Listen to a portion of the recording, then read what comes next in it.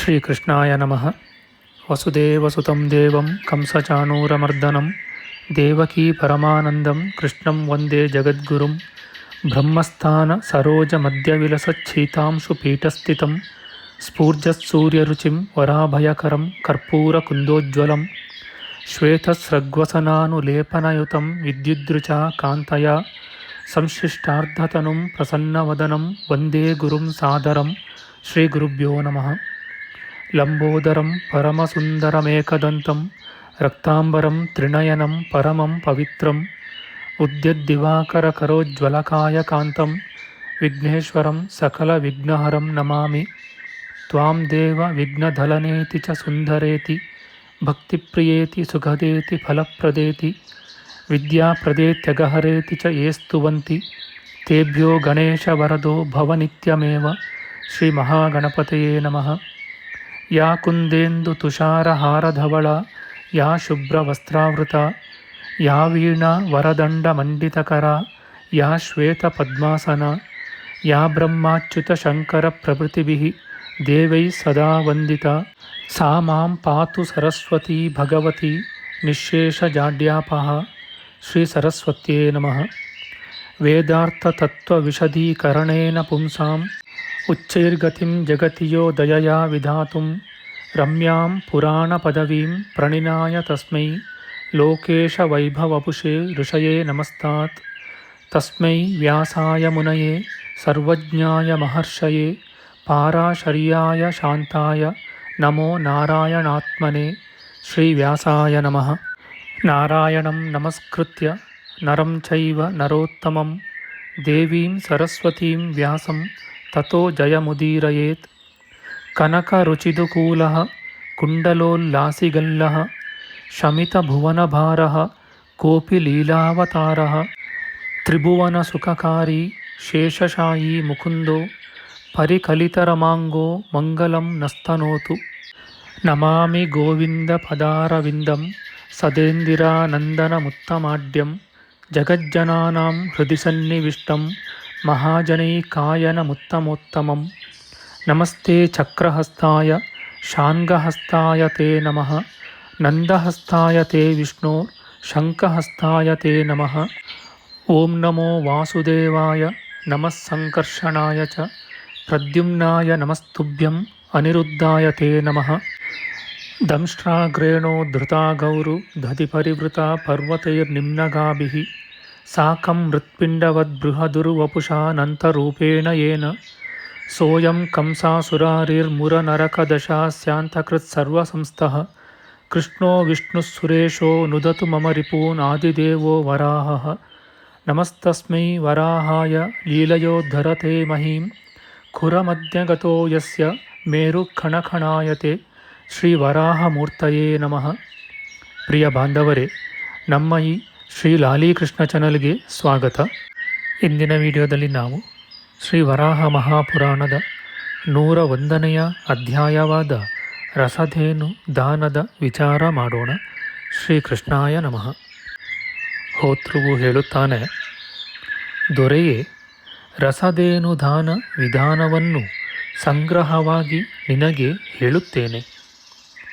ಸಾರಿಸಿದ ನೆಲದ ಮೇಲೆ ಕೃಷ್ಣಾಜಿನ ದರ್ಬೆಗಳನ್ನು ಹರಡಿ ಅದರ ಮೇಲೆ ಕಬ್ಬಿನ ಹಾಲಿನಿಂದ ತುಂಬಿದ ಕೊಡವನ್ನು ಇರಿಸಿ ಅದನ್ನು ಹಸುವನ್ನಾಗಿಯೂ ಆ ಕೊಡದ 4/4 ಭಾಗ ಹಿಡಿಯುವ ಮತ್ತೊಂದು ಕಬ್ಬಿನ ಹಾಲಿಂದ ತುಂಬಿದ ಕಲಶವನ್ನು ಕರುವನ್ನಾಗಿಯೂ ಕಲ್ಪಿಸಿಕೊಂಡು ಹಸುವಿನ ಪಕ್ಕದಲ್ಲಿ ಕರುವಿರುವಂತೆ ಮಾಡಬೇಕು.